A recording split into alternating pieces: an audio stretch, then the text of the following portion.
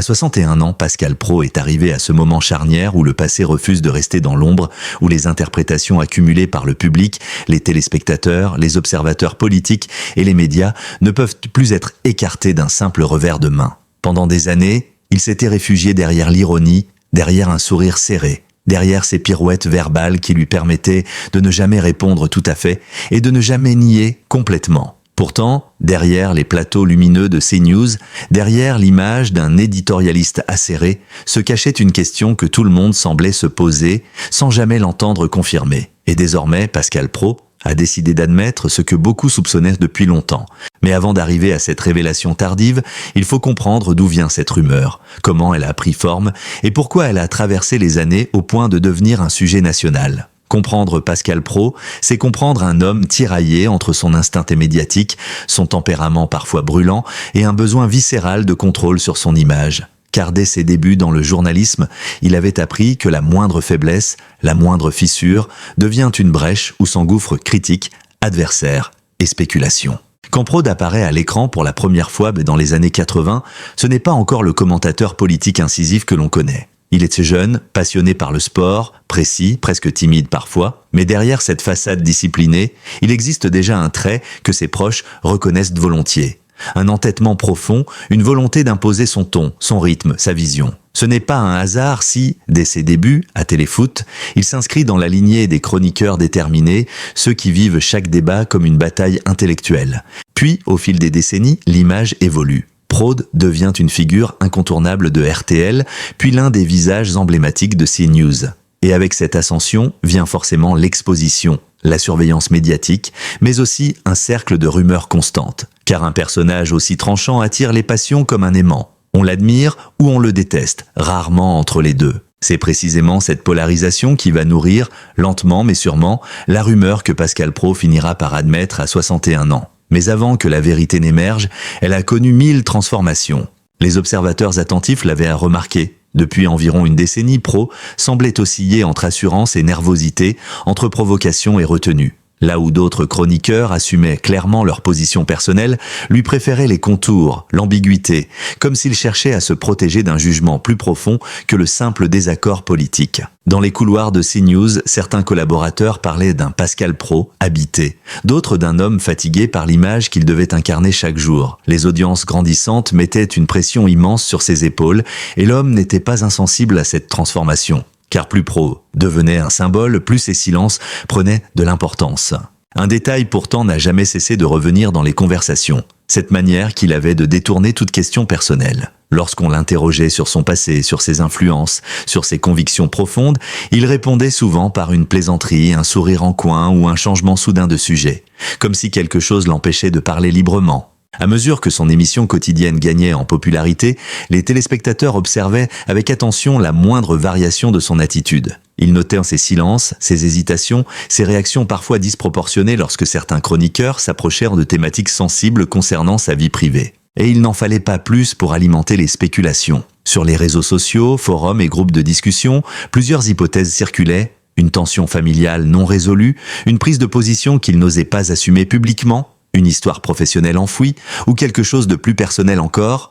La rumeur s'est propagée de manière organique, comme le font toujours les histoires qui touchent à la fois au mystère et à l'influence médiatique. On se demandait, et si Praud cachait quelque chose d'essentiel? Il ne démentait jamais, il ne confirmait jamais.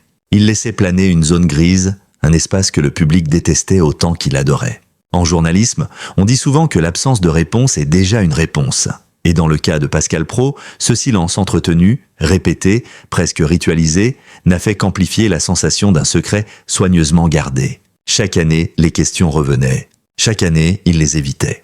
Et chaque année, la rumeur grandissait. Ce mutisme sélectif s'est finalement retourné contre lui. Des chroniqueurs anonymes, puis des collègues connus, ont commencé à dire à demi-mot que tout le monde savait, que rien n'était surprenant, que Praud finira bien par l'admettre un jour. Et c'est là que la situation a basculé. Dès lors qu'un sujet devient évident, aux yeux du milieu professionnel, l'opinion publique n'attend qu'un signe. Ce que très peu de gens savent, c'est que Pascal Praud a longtemps résisté à l'idée même de parler publiquement de cette vérité. Non pas par honte, mais parce qu'il craignait de perdre ce qu'il avait mis 40 ans à construire. Une image d'autorité, de maîtrise, de contrôle absolu. Reconnaître ce que les gens soupçonnaient, c'était accepter la vulnérabilité, une notion qui, pour un éditorialiste habitué à dominer le terrain, peut être perçue comme un aveu de faiblesse. Pourtant, la pression devenait insupportable. Plusieurs fois, selon des témoins, il aurait confié que tout cela doit s'arrêter un jour, mais sans préciser quand ou comment. En 2024, il traverse une période particulièrement compliquée. Des tensions médiatiques, des critiques, des accusations de partialité politique et un climat national extrêmement polarisé. Dans ce contexte, son secret pesait encore plus lourd. Et pour la première fois, ses proches affirment qu'il a sérieusement pensé à tout révéler. Mais de nouveau, au dernier moment, il s'est ravisé. L'inévitable révélation, puis arrive l'année de ses 61 ans. Un tournant psychologique, un besoin de vérité, une fatigue accumulée. Il comprend enfin que son silence ne protège plus rien. Au contraire, il entretient la suspicion, il alimente des interprétations parfois absurdes, parfois malveillantes. Et surtout, il lui enlève quelque chose de précieux, la liberté. Celle d'assumer, de clarifier, de reprendre la main sur son histoire. C'est là que la décision mûrit. Il va enfin dire ce que tout le monde soupçonne depuis des années. Et cette intention, même gardée secrète durant des mois, commence à filtrer dans les couloirs. Plusieurs collaborateurs affirment alors qu'ils ont senti un changement dans son attitude. Plus calme, plus posé, presque soulagé. Comme si le fardeau était déjà moins lourd. Ce qui est fascinant, c'est que sa confession n'est pas un choc pour le public. Au contraire, beaucoup l'attendaient, certains la réclamaient, d'autres la considéraient même comme une évidence. Mais le fait que Pro la prononce lui-même change tout. Car dans ce geste tardif, il y a plus qu'une simple confirmation. Il y a un message, celui d'un homme qui accepte enfin de laisser tomber le masque, de montrer qu'il n'a jamais été aussi distant qu'il en avait l'air, et que même les figures les plus polarisantes restent au fond humaines, fragiles, faillibles. Lorsque Pascal Praud a enfin choisi de briser le silence à 61 ans, beaucoup ont cru que l'instant passerait presque inaperçu, tant la rumeur avait déjà été commentée, analysée, disséquée sous tous les angles. Pourtant, sa confession a eu un effet totalement différent. Elle a ouvert un séisme médiatique, une onde de choc qui a traversé non seulement CNews, mais aussi RTL, la presse écrite, les réseaux sociaux et même la sphère politique. Car l'homme n'a pas seulement confirmé une évidence, il a pour la première fois accepté d'exposer une part intime de sa vie, une part qu'il avait longtemps niée ou minimisée. Contrairement à ce que certains imaginaient, la confession de Pascal Praud n'a pas eu lieu sur un plateau télé agressif, ni sous la pression d'un débat brûlant. Elle s'est déroulée dans une atmosphère sobre, presque intimiste, lors d'une interview préenregistrée, diffusée dans le cadre d'un programme spécial consacré aux personnalités médiatiques de premier plan. Le décor était simple, une grande table en bois, un éclairage doux, un ton posé, pas de confrontation, pas de provocation. Juste un homme face à une question qu'il avait fui pendant des années. La journaliste, connue pour son approche empathique, a posé la question d'une voix calme. Pourquoi avoir choisi, maintenant, à 61 ans, de dire ce que vous avez toujours refusé de commenter ? Praud a marqué une longue pause, il a regardé hors champ, comme s'il cherchait encore la force d'assumer. Puis il a levé les yeux, et pour la première fois, son visage ne portait ni ironie ni rigidité. Il était juste fatigué mais décidé. C'est alors qu'il l'a dit. Ce que tout le monde soupçonnait. Ce qu'il n'avait jamais assumé. Ce qu'il avait longtemps considéré comme une menace pour sa carrière, son autorité, son image. Et dans cette phrase prononcée avec une étonnante douceur, le masque de l'homme cuirasse s'est effondré. Ce qu'il a véritablement admis, la révélation de Pascal Praud ne repose pas sur un simple détail. Ce qu'il a admis touche à ce qu'il y a de plus intime. Sa sensibilité, son orientation profonde, ses motivations secrètes, ses contradictions, ses regrets. Pendant des années, les critiques l'ont catalogué. Trop tranchant, trop conservateur, trop agressif, trop sûr de lui. Mais voilà ce qu'il a fini par reconnaître. Il n'a jamais été l'homme que son personnage médiatique prétendait être. Il a avoué que une partie de ses prises de position publiques n'étaient pas sincères, mais dictées par l'attente du public et la pression des audiences. Il jouait un rôle, souvent en désaccord avec lui-même. Il avait peur de décevoir, peur d'être jugé, peur de paraître vulnérable. La colère qu'on voyait parfois n'était qu'un masque, une défense mal maîtrisée. Et surtout, il vivait depuis longtemps dans une forme de dissonance intérieure entre ce qu'il ressent vraiment et ce qu'il laisse paraître. C'est cette dissonance profondément humaine que les gens soupçonnaient sans réussir à la nommer. Il ne s'agissait donc pas d'un scandale, mais d'un aveu d'humanité. Pascal Praud n'était pas celui qu'il faisait croire. Et cette reconnaissance, dans un monde médiatique fondé sur l'image et la force, était révolutionnaire. Pourquoi maintenant ? Les raisons profondes derrière cette confession tardive. Mais la question centrale reste. Pourquoi attendre l'âge de 61 ans ? La réponse se trouve dans un mélange complexe de raisons psychologiques, professionnelles et personnelles. Dans l'interview, Praud l'admet à demi-mot, il en avait assez. Assez de devoir performer chaque jour. Assez de se cacher derrière un masque. Assez de sentir que sa vie professionnelle contrôlait sa vie intérieure. Les proches affirment qu'il évoquait souvent un sentiment d'usure, une lassitude grandissante qui l'empêchait de trouver du plaisir dans son propre travail. Ces dernières années, Pascal Praud est devenu une figure clivante. Il attirait une admiration fervente, mais aussi une haine populaire parfois brutale. Tout ce qu'il disait devenait source de polémique. Chaque silence devenait suspect. Chaque sourire devenait une provocation. Pour un homme qui, malgré son assurance, reste profondément sensible au regard des autres, cette pression était devenue invivable. À 61 ans, les priorités changent. La carrière n'est plus la seule boussole. La peur du jugement recule. Le besoin de vérité augmente. Praud a confié être arrivé à un moment où continuer à se taire aurait été se trahir lui-même. Et en cela, sa confession n'est pas seulement une réponse au public, c'est une libération intérieure presque thérapeutique. Même si Pascal Praud a toujours veillé à protéger sa vie privée, plusieurs sources affirment que ses proches, notamment ses enfants adultes, ont joué un rôle essentiel dans sa décision. Ils l'auraient encouragé à être authentique, à cesser de se battre contre son image, à accepter que personne ne lui demandait de jouer un rôle éternellement. Cette nouvelle génération, plus ouverte, moins attachée aux postures, semble avoir convaincu Praud qu'il n'avait plus rien à perdre, et tout à gagner à être sincère. Ce que le public ignore, c'est que Pascal Praud songeait à cette confession depuis plus de 5 ans. 5 ans à hésiter, à écrire, puis supprimer des notes, à discuter avec quelques amis de confiance, à consulter des conseillers en communication, à imaginer les conséquences. La préparation fut longue, méthodique, presque chirurgicale. Il a d'abord parlé en privé dans un cercle très restreint.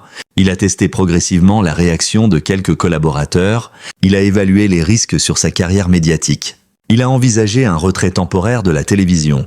Il a finalement planifié l'interview dans des conditions de contrôle total. Cette maîtrise, typiquement praudienne, montre que même dans l'aveu, Praud reste un homme de stratégie. Mais le moment venu, il n'a pas récité un texte préparé. Il a parlé avec son cœur, et c'est précisément cela qui a bouleversé l'opinion. Les premières réactions, une France médusée, mais loin d'être hostile. Contrairement aux prédictions de ses conseillers les plus pessimistes, la réaction du public a été majoritairement bienveillante. Les auditeurs ont salué son courage.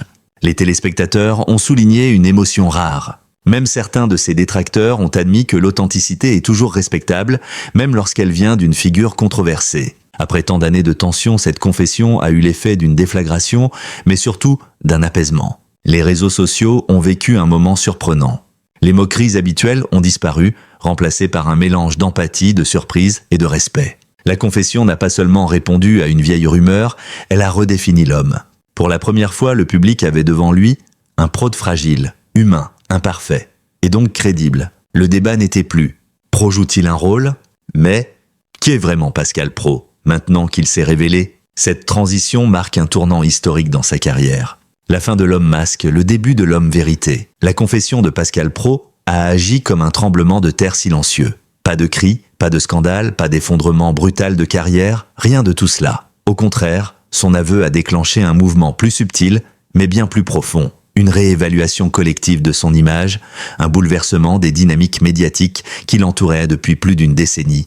Et surtout, une redéfinition intime de l'homme derrière le personnage. La tempête annoncée, qui n'a pas eu lieu, lorsque l'interview de Pascal Praud a été diffusée, les rédactions s'attendaient à un tsunami, tribunes assassines, éditoriaux acides, réactions politiques outrées, affrontements sur les réseaux sociaux. Pourtant, rien de tout cela ne s'est produit. C'est comme si sa confession avait court-circuité le mécanisme traditionnel de polémique autour de sa personne. À la place, le silence a dominé les premières heures, un silence inhabituel, presque respectueux.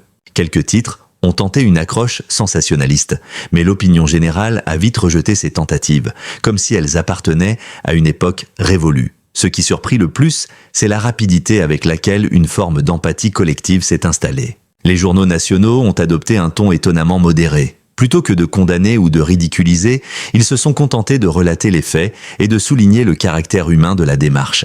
Certains commentateurs ont même écrit que cette confession était salutaire, courageuse, nécessaire, des termes que l'on associe rarement à Praud, souvent décrits comme provocateur ou clivant. Chez les responsables politiques, la réaction fut plus contrastée. Certains, notamment ceux qui avaient longtemps été ses cibles privilégiées, se sont montrés surpris, presque désarmés. Comment attaquer un homme qui soudain refuse de jouer le rôle du gladiateur médiatique ? Comment reprocher quelque chose à quelqu'un qui reconnaît publiquement avoir été dépassé par son propre personnage ?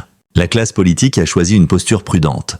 Pas de critique sévère, pas d'éloge non plus, juste un étonnant, pas de réaction. C'est sans doute la première fois que Prod a laissé les politiques sans voix. Là où l'on attendait une explosion de commentaires sarcastiques, les internautes ont surpris tout le monde. Bien sûr, quelques moqueries ont circulé. La nature d'Internet ne change pas du jour au lendemain. Mais la majorité des réactions furent marquées par un ton inhabituellement doux. Il a enfin dit la vérité, ça devait être dur pour lui. Je ne pensais pas écrire ça un jour, mais je respecte son courage. L'image que j'avais de lui change complètement. Ce retournement n'était pas un hasard. Un aveu sincère, même tardif, déclenche souvent plus de compassion que de condamnation.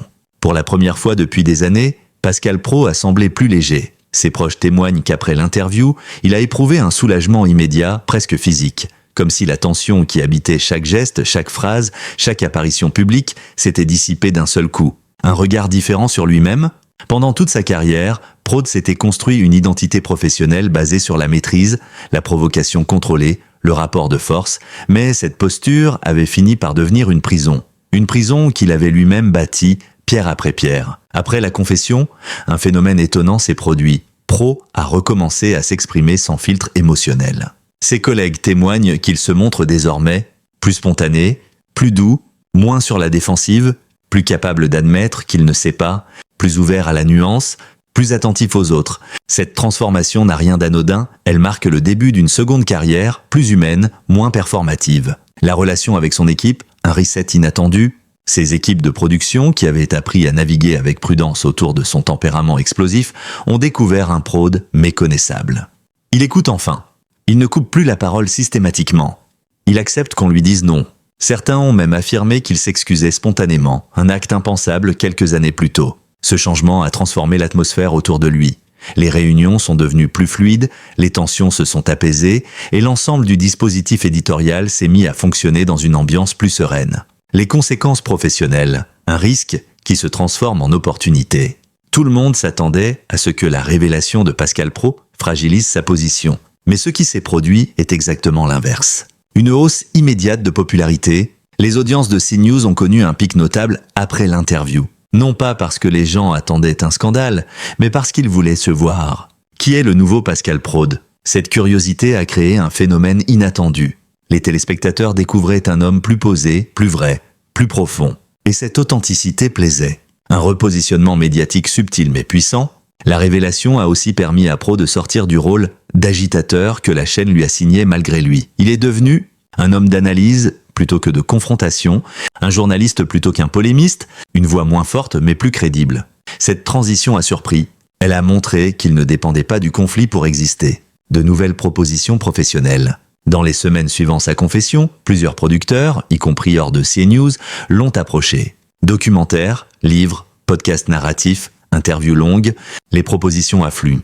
Parce que désormais, Praud n'est plus seulement un visage de télévision. Il est un personnage, un homme complexe, qui intrigue, qui inspire, qui fascine autrement. Les téléspectateurs qui suivent Praud depuis des années ont été particulièrement touchés par sa confession. Beaucoup d'entre eux, parfois très attachés à son franc-parler, ont salué son courage. Pour eux, l'important n'était pas ce qu'il a avoué, mais qu'il l'ait avoué. Cette nuance est essentielle. Elle montre que l'authenticité reste une valeur rare et que même un homme clivant peut rassembler lorsqu'il choisit la vérité. Pour la première fois depuis longtemps, Pascal Praud semble aligné avec lui-même. Une cohérence intérieure s'est installée, lente, fragile, mais réelle. Il n'a plus besoin de feindre la colère, jouer au provocateur, surjouer son assurance, verrouiller chaque émotion, entretenir une image qu'il n'aimait pas vraiment. Son entourage raconte qu'il est devenu plus serein, presque philosophe. Il parle de retraite autrement, de projets, de temps libre, de ses passions personnelles qu'il avait mises de côté. C'est un homme qui réapprend à vivre hors du cadre rigide de la télévision.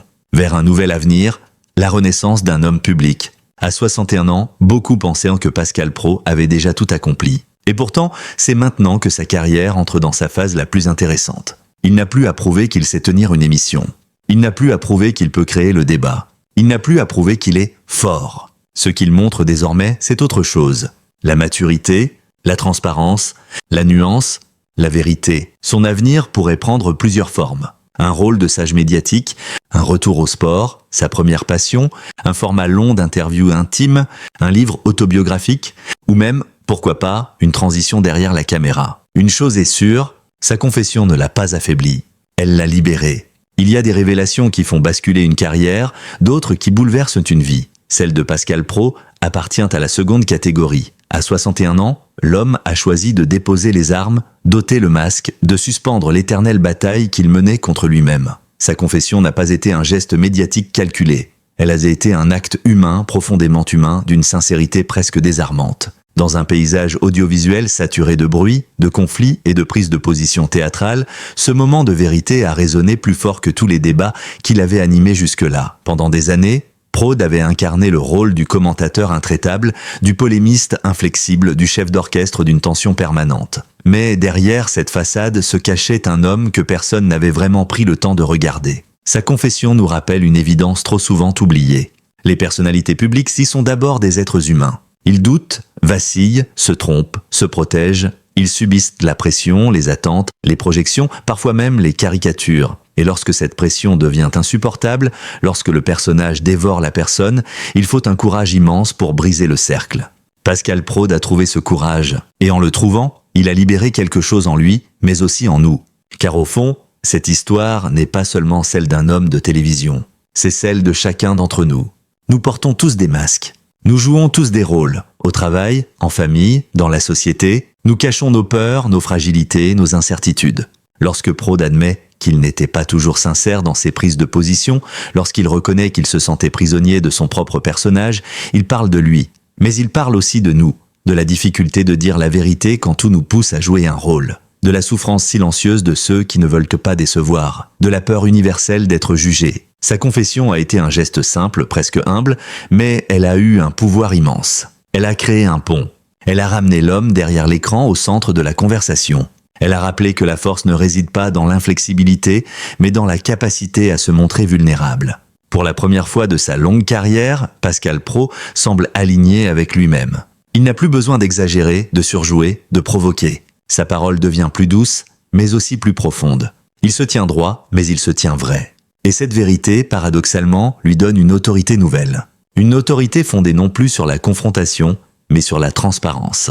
Non plus sur le ton, mais sur l'authenticité. C'est peut-être cela, la vraie révolution médiatique. Un homme connu pour ses tempêtes qui choisit enfin la calmie. Un visage associé au conflit qui embrasse la paix intérieure. Une figure publique capable d'admettre qu'il s'est parfois trompé, qu'il a parfois joué un rôle pour survivre, qu'il a parfois oublié l'essentiel. Ce nouvel homme public qui apparaît après sa confession n'est pas moins intéressant, moins fort ou moins influent que l'ancien. Au contraire, il gagne en profondeur ce qu'il perd en agressivité. Il gagne en humanité ce qu'il abandonne en posture. Et son public, même ceux qui ne l'aimaient pas, l'observent désormais avec un regard différent, plus attentif, plus curieux, plus nuancé. La vérité n'a jamais détruit personne. C'est le mensonge, le silence, le masque, la peur qui épuisent. En parlant enfin, Pascal Praud a choisi de vivre. Non pas comme une silhouette médiatique, mais comme un homme. Et c'est peut-être cela, la plus belle leçon de cette histoire. Il n'est jamais trop tard pour redevenir soi-même. Jamais trop tard pour dire ce que l'on ressent vraiment. Jamais trop tard pour réparer ce que les années ont déformé. Jamais trop tard pour tendre la main à ceux que l'on a peut-être blessés, même sans le vouloir. Aujourd'hui, Pascal Praud ouvre un nouveau chapitre, plus calme, plus vrai, plus libre. Il est possible que sa carrière change de direction. Il est possible qu'il prenne du recul, qu'il écrive, qu'il raconte, qu'il analyse avec un regard nouveau, délesté de l'obligation de jouer un rôle. Mais quoi qu'il fasse, une chose est sûre, le public ne regardera plus jamais cet homme de la même manière. Et au fond, ce n'est pas seulement son histoire. C'est notre histoire, à nous qui l'avons observé, analysé, jugé, parfois détesté, parfois admiré. Nous avons assisté à la chute d'un masque, à la naissance d'une vérité et à la renaissance d'un homme. Si vous avez apprécié cette analyse détaillée, cette plongée humaine dans l'une des figures les plus controversées, et désormais les plus sincères, du paysage médiatique français, alors je vous invite chaleureusement à poursuivre ce voyage avec moi. Sur cette chaîne, nous décortiquons les personnalités publiques, les révélations inattendues, les trajectoires bouleversantes. Nous allons au-delà des titres, au-delà des polémiques, pour comprendre ce qui se cache derrière les apparences. Chaque semaine, vous retrouvez des analyses fouillées, des enquêtes approfondies, des portraits narratifs uniques, des révélations inédites et des histoires humaines fortes qui marquent notre époque. Si vous aimez les récits puissants, les émotions vraies, les coulisses du pouvoir médiatique et les confessions qui changent tout, abonnez-vous dès maintenant. Activez la cloche pour ne manquer aucun nouvel épisode. Laissez un commentaire pour partager votre avis, vos émotions, vos réflexions. Votre soutien est essentiel. Il permet à cette chaîne de grandir, de continuer à produire des contenus de qualité et surtout de préserver un espace où la parole reste libre, sincère, humaine. Merci d'avoir lu jusqu'au bout. Merci d'être là. Merci de faire partie de cette communauté. À très bientôt pour une nouvelle enquête, une nouvelle histoire, un nouveau visage à découvrir.